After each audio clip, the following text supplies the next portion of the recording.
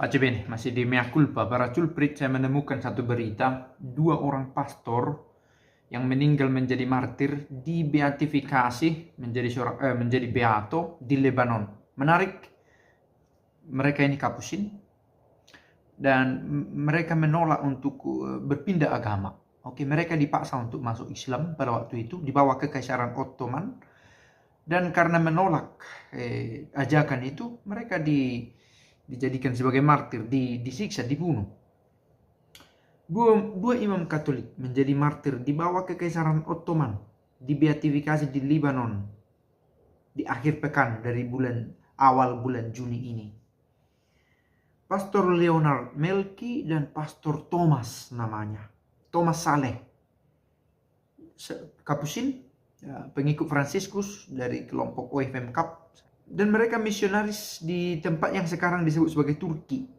Mereka ditangkap, disiksa, dan menjadi martir oleh pasukan Kekaisaran Ottoman tahun 1915 dan 1917, 100 tahun yang lalu. Masih adakah passion semacam ini setelah 100 tahun berlalu? Begitu ya. Saya berpikir ya, kalau ada orang yang seperti ini, boleh jadi orang ini akan dianggap bodoh pada masa sekarang. Masa ada yang lebih berharga dari hidupnya? Begitu ya.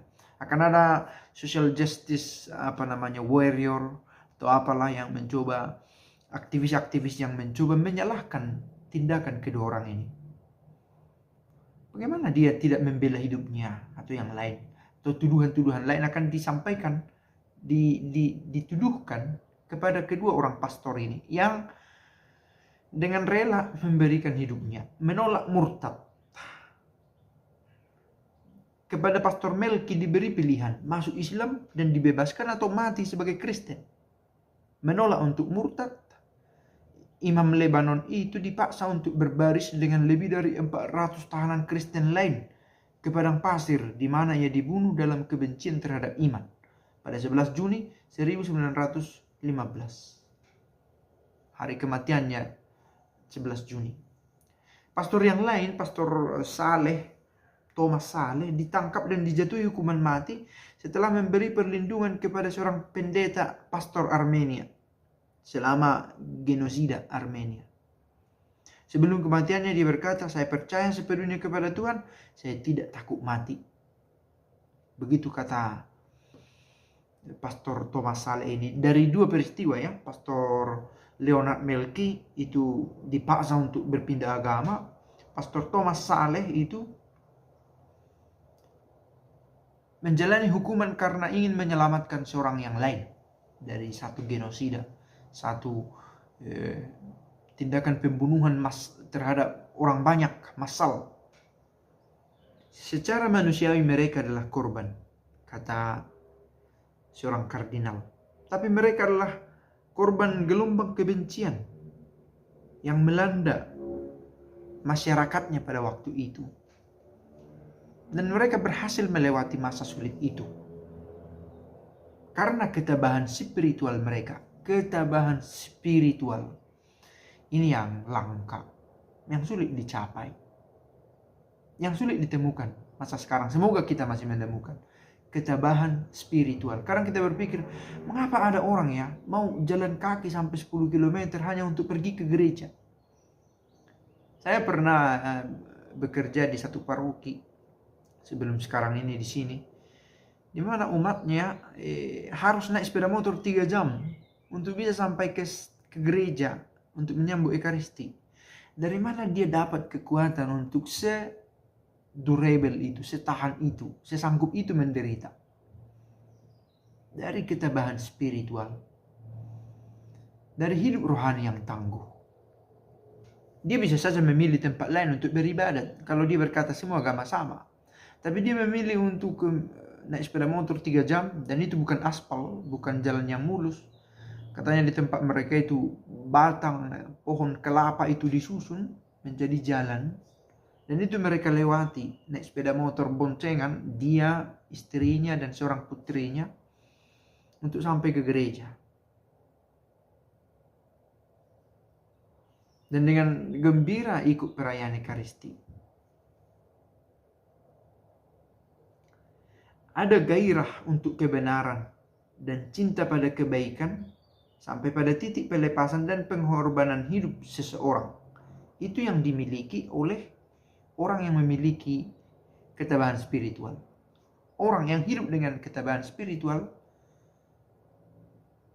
memiliki gairah untuk kebenaran dan cinta pada kebaikan sampai pada titik pelepasan dan pengorbanan hidup.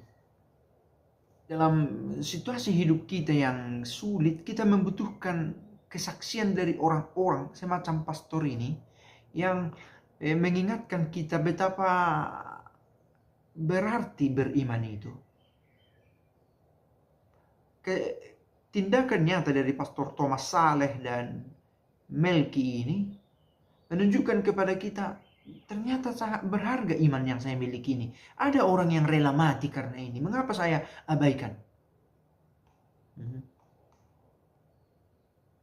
Nah, kesaksian semacam ini yang ditunjukkan oleh Pastor Melki dan Pastor Thomas Saleh ini sangat berarti ya. Apalagi ketika kita mulai merasa jenuh ya.